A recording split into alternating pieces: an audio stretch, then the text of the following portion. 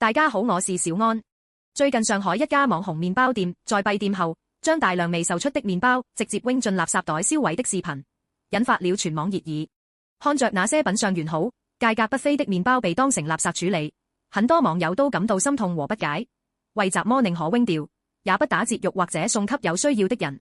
這背後並非商家冷血，而是一套在商業利益、品牌策略和風險控制下形成的行業潛規則。作為內部人，今天就來為你揭開這背後的幾個關鍵秘密。秘密一：防止員工內鬼，故意讓麵包滯銷。這或許是外人最想不到的一點。很多連鎖麵包店規定，未售出的麵包必須當場銷毀，比如撕碎、踩扁或噴上染色劑，甚至全程錄像。核心目的之一就是防止員工私自帶回家。如果規定允許員工帶走剩餘麵包，就會引發嚴重的道德風險。店運可能會為了把心儀的麵包留給自己或親友，在白天銷售時故意不推薦，甚至藏起某些熱門甜品，導致這些麵包人為滯銷。長此以往，不僅影響門店正常營收，還會破壞庫存數據的準確性，干擾第二天的生產計劃。因此，嚴格的銷毀程序本質上是為了堵住管理漏洞，確保每一筆銷售都是真實的。秘密二：擁護高端人設，避免價格體系崩盤。對於主打新鮮、高端的網紅麵包店來說，品牌形象是他們的核心資產。一、保護品牌調性。如果每天閉店前都打折，會給消費者植入一種心理暗示，這家的麵包不值原價，晚上買更划算。這會導致忠實顧客覺得品牌掉價，不再願意白天全價購買。二、防止等待經濟。一旦形成打折慣例，大量對價格敏感的消費者會專門等到晚上來撿漏，這不僅會擠壓白天的正價銷量，全可能導致白天貨價被挑剩，晚上卻供不應求，打亂正常的生產節奏。三、成本早已轉嫁。烘焙行業屬於高溢價行業，麵包的定價在制定之初就已經將3%至5%甚至更高的報選率算進了成本裡。換句話說，你白天花20元買一個麵包，其中可能已經包含了那個被扔掉的麵包的成本。正如業內人士所言，扔掉的麵包成本其實早就由正價購買的消費者買禪了。秘密三：捐贈的好心可能變成法律陷阱。很多人建議，肉不掉就送給環衛工、流浪漢或者公益機構啊，既做善事又減少浪費。但站在商家的角度，這其實是一個巨大的法律與安全風險。星號食品安全責任：麵包屬於短保食品，最佳賞味期通常只有1至2天。如果免費贈送的麵包導致受贈者出現食物中毒、過敏等健康問題，商家依然需要承擔法律責任。對於以盈利為目的的企業來說，為了規避這種不可控的風險，直接銷毀成了最省心的選擇。星號公益機構的顧慮：正規公益機構在接受食品捐贈時也有嚴格標準。如果因為分發臨期麵包引發輿情，比如被指責給窮人吃過期食品，對機構和品牌都是打擊。此外，分揀、運輸臨期麵包的人力物流成本，有時甚至高於麵包本身的價值。秘密四：視覺營銷的副作用。為了激發購買慾，麵包店往往追求貨架滿滿的視覺衝擊力。如果貨架空蕩蕩，顧客會覺得剩下的不新鮮或者種類少，從而轉身離開。店家通常會過量生產，確保在閉店前貨架依然是豐滿的。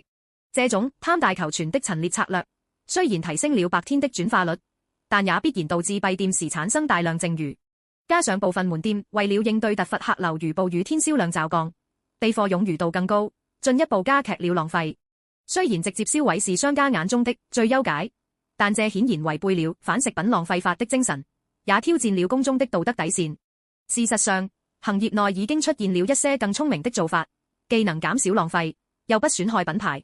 解決方案具體操作優勢：即食盲盒通過小程序，以低價如3至4折售肉，餘量盲盒，用戶不知具體款式，但能買到超值麵包，既清了庫存，又避免了顧客專門等特定款打折，保護了正價體系。二次加工將未售出的吐司切片烤製成麵包乾、麵包脆，或作為食材提供給精釀酒鵪製作啤酒，延長了保質期，變廢為寶，甚至創造了新的產品線。專業回收與具備資質的廢棄食品處置企業合作，將報廢麵包轉化為動物飼料或生物質能源，杜絕回流餐桌，實現資源循環，符合環保趨勢。動態生產利用大數據分析每日銷量，精準控制烘烤數量，從源頭減少剩餘。這是最根本的解決之道，用數據代替經驗，降低報選率。麵包店 Wing 麵包看似是浪費，實則是商家在現有商業邏輯下的無奈選擇。但隨着法律法規的完善和消費者環保意識的覺醒，那種寧可 Wing 掉也不打折的傲慢策略終將行不通。未來誰能找到新鮮與節約的平衡點，誰才能真正贏得消費者的尊重。下次再看到麵包店 Wing 麵包，或許我們可以多一分理解，也多一份期待，期待更多商家能拿出勇氣和智慧，用更體面的方式處理剩餘食物。麵包當然可以天天吃，但前提是你得算對種類，控制數量，並且搭配合適的最有。如果把麵包當成唯一的能量來源狂源，那身體確實會抗議。只要掌握了正確的打開方式，它依然是我們生活中最方便、最友好的主食之一。為了讓你吃得健康又安心，我把天天吃麵包的要點總列成了以下幾條實用建議。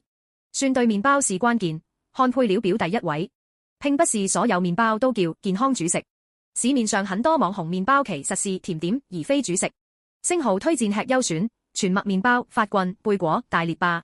星號挑選技巧，看配料表，全麥粉或黑麥粉必須排在第一位，且含量最好超過 50%。這類麵包富含膳食纤翁，飽腹感強，升糖慢，適合天天吃。星號少吃或不吃避坑，可用牛角包、手撕包、肉鬆麵包、奶油夾心麵包。星號原因，這些麵包通常添加了大量的黃油、糖、起酥油甚至人造奶油，它們本質上是油糖混合物，熱量極高，長期當主食吃容易導致肥胖、高血壓和心血管負擔。控制分量，每天1至2片足矣。麵包雖然是主食，但熱量並不低。星號建議量，普通人每天吃1至2片，約80至100克即可。如果你正在減脂，也建議不要完全戒掉，而是算對種類並控制在1片左右。星號注意，千萬別覺得全麥麵包健康就敞開吃，吃多了碳水化合物超標，依然會堆積脂肪。拒絕禪打獨鬥營養搭配公式。很多人早上忙，手裏拿個麵包，喝口水就打發了。長期這樣乾吃麵包，容易導致蛋白質、維生素攝入不足，引起營養不良或血糖波動。星號麥能公式：麵包碳水加優質蛋白加膳食纤翁。星號早餐：1片全麥麵包加1個水煮蛋加1杯牛奶斜線磨糖豆漿加幾顆小番茄或黃瓜片。星號這樣搭配不僅能延緩血糖上升，全能讓你一上午都不餓，精神飽滿。星號糖尿病患者，雖然全麥麵包比普通白麵包好，但依然會引起血糖波動，建議嚴格控制量，最好飯後監測血糖，或者只在早餐少量食用，避免晚餐吃麵包。星號減脂人群，避開白麵包。研究顯示，每天吃2份以上白麵包，肥胖風險會明顯增加。只要你買的是配料乾淨的全麥麵包，每天1至2片，並且配個蛋，喝杯奶，那就完全可以天天吃，不必有心理負擔。好了，關於麵包的那些冷知識與熱真相，今天就先聊到這裡。從麵包店閉店前為何寧願銷毀也不贈送的行業印中，到如何聰明地參與魚量盲盒實現環保與性價比的雙贏，再到每天早餐桌上那片麵包究竟該如何挑選與搭配，希望這一連串的分享能幫你打破信息差，從此不再被營銷話術裹挾，而是真正掌握吃的主動權。食物不僅是果腹之物，更折射出商業邏輯、社會責任與我們每個人的生活態度。當你下次路過麵包店，看到櫥窗裏金黃的陳列，或是深夜在小程序上闖到一個魔法袋時，或許會有不一樣的感悟。感謝大家一路的陪伴與耐心閱讀，你們的每一次點讚與轉發，都是我持續深挖生活乾貨的最大動力。如果這些內容讓你對日常飲食多了一份思考，不妨分享給身邊愛吃麵包的朋友，讓更多人成為清醒的消費者。我們下期再見，願你的每一餐都吃得明白，活得精彩。